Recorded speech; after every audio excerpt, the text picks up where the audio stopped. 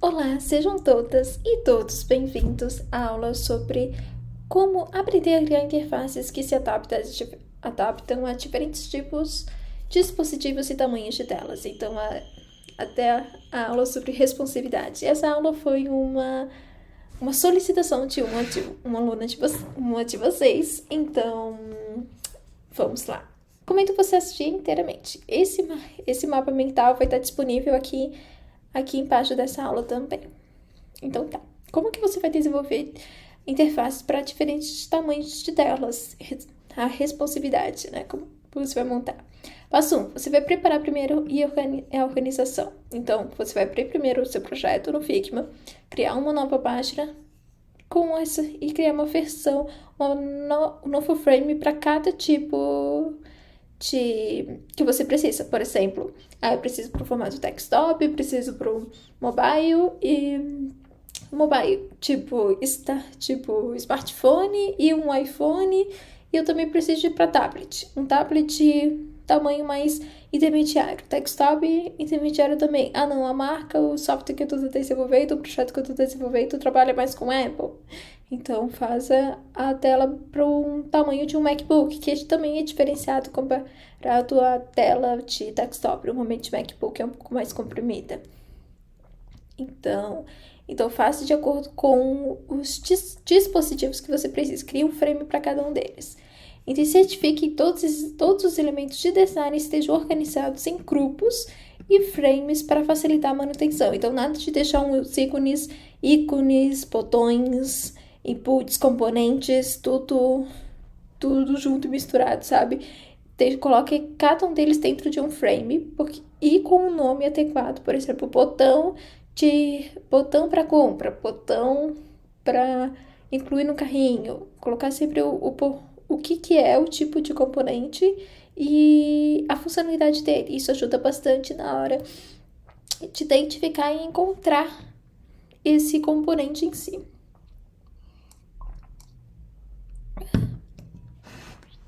Ok. Esse é a primeira parte. O segundo passo que você vai fazer é definir os breakpoints. Então, o que é o breakpoint? Manualmente. Que é literalmente agora definir um layout para cada variante, para cada dispositivo em si.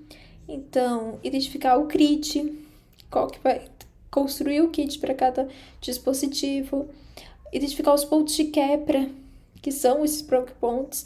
Então, onde vai ter quebra, porque o mobile normalmente ele é muito mais vertical do que horizontal, o desktop tem muito mais horizontalidade. Então, onde vão ser essas quebras? Adaptar diferentes tipos de tela. Um pulo do gato que eu trago é o plugin Breakpoints mesmo, que tem disponível dentro, principalmente se você trabalha com Figma. A grande maioria dos softwares hoje em dia trabalha com Figma, então ajuda bastante. A única coisa é que ele tem uma limitação bem pequena, uma limitação bem pequena mesmo, no plano gratuito. Mas no plano pago, ele até o período que eu tô falando, ele é em dólar. Mas se tiver muito projeto de responsividade, talvez conversar com o stakeholder que você está trabalhando para ele acionar esse plugin de breakpoints. Ou você, se você é PJ, compra esse plugin, se tiver muita demanda, e com ele você vai conseguir otimizar muito o trabalho de responsividade, porque ele gera as outras telas com base ao layout, sabe? Que você já desenvolveu. Então, isso você consegue otimizar muito tempo de trabalho. Então, se você tem condições, se você tem demanda, tem que fazer muita responsabilidade, você perde muitas horas de trabalho fazendo isso, recomendo você comprar esse plugin. Mas se não, dá pra você também manualmente, só que vai demandar mais tempo.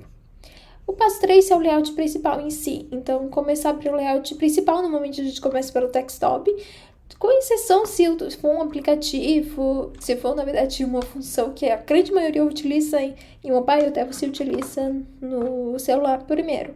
Então, isso depende muito de qual dispositivo vai ser mais utilizado pelo público. Então, se for mobile, começa pelo celular. Se for tablet, começa pelo tablet. Se for desktop, começa pelo desktop. Então, depende muito dessa expertise. Então, certifique-se de que todos os elementos estejam alinhados e posicionados corretamente. Você vai montar esse layout no Figma. Quarto ponto, você vai criar as variantes. O que são essas variantes? Dos componentes mesmo. Então, vamos supor, criar as variantes dos elementos como cabeçalhos, seções, blocos de conteúdo que precisarem se adaptar para diferentes tipos de dispositivos. Então, duplique os elementos relevantes e ajuste seu tamanho e posicionamento de acordo com os pontos de quebra desejado. Então, você vai ter que sim criar uma variante para cada componente para o dispositivo em si. Esse é o 4 passos. O passo 5, o auto layout. Nosso querido auto layout no Figma. Tem muitos que falam muito mal dele, mas eu acho que é muito mais fácil trabalhar com auto layout do que sem auto layout. Trabalhando corretamente, ele consegue otimizar muito tempo de trabalho.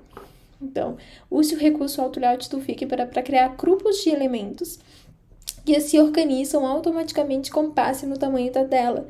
Então, você consegue fazer muita coisa dentro dele. Selecione os elementos, vai até o menu Design e escolha Auto Layout e ajuste as direções e espaçamentos conforme necessário. Isso é muito bom.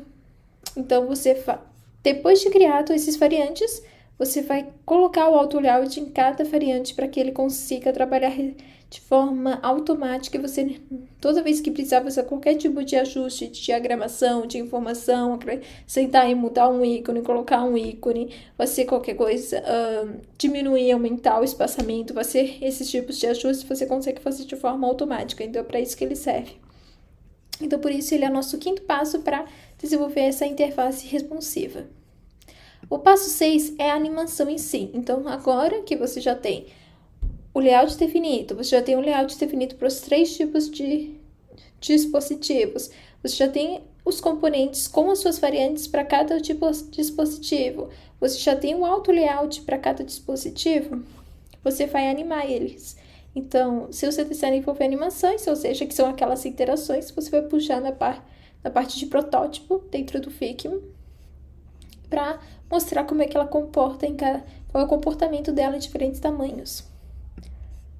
Daí você vai fazer a próxima etapa é fazer o teste, realmente navegar nessa interação dentro desse designer, ver se está funcionando, se tem algum tipo de problema, se você acha que está ficando meio não tão intuitivo em alguma etapa, alguma ferramenta, algum componente, se alguma informação não está bem diagramada, daí você refaça e faça alguns ajustes, reorganize e ajusta corretamente. Daí você vai pedir feedbacks para algum colega ou colaborador, para alguma pessoa que tenha contato com esse projeto. É legal você isso. Ver se tem algum problema de usabilidade. Tem um segundo ponto de vista, porque às vezes, depois de muito tempo em cima de uma tarefa, a gente fica cego. A gente fica cegueira funcional. Eu chamo de cegueira funcional. Então, para não ter cegueira funcional, recomendo você pedir uma segunda opinião, para ver se não deixa passar nenhuma. Então, eu faço os ajustes necessários, se for necessário, de acordo com essa segunda opinião. No passo para essa etapa é o compliance, a documentação. Então, hoje em dia, se fala muito sobre Design System, que ele é uma forma de otimizar muito, é uma ferramenta que otimiza muito do nosso trabalho de design de UI UX. Então, para otimizar esse processo, é comum ter um Design System geral, com todas as informações institucionais, com todos os componentes, com todos os componentes já com auto layout, com as suas variantes e tudo mais, e ter também o compliance para cada novo projeto. É muito comum ter isso. Então, depois de feito toda essa etapa, você vai fazer uma cópia e colocar e documentar e falar como é que funciona cada tipo de componente. Onde que vai ser utilizado, qual que é a funcionalidade, quanto que vai ser utilizado esse componente para esse software específico. Por que isso? Para que os próximos designers que forem trabalhar nesse projeto, porque a tendência é a equipe sim aumentar, você conseguir fazer com que esse processo de trabalho seja escalável. Então, certifique-se de documentar diferentes breakpoints, diferentes pontos de quebra, comportamentos e decisões de tomadas em relação ao design responsivo.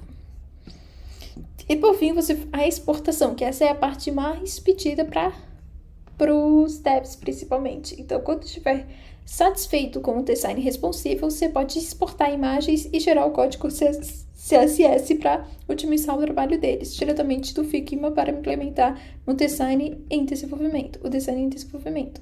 Então, esse é a checklist das atividades e ações que você vai ter que desenvolver para transformar e criar uma interface que se adapte a diferentes dispositivos e tamanhos delas, uma interface responsiva.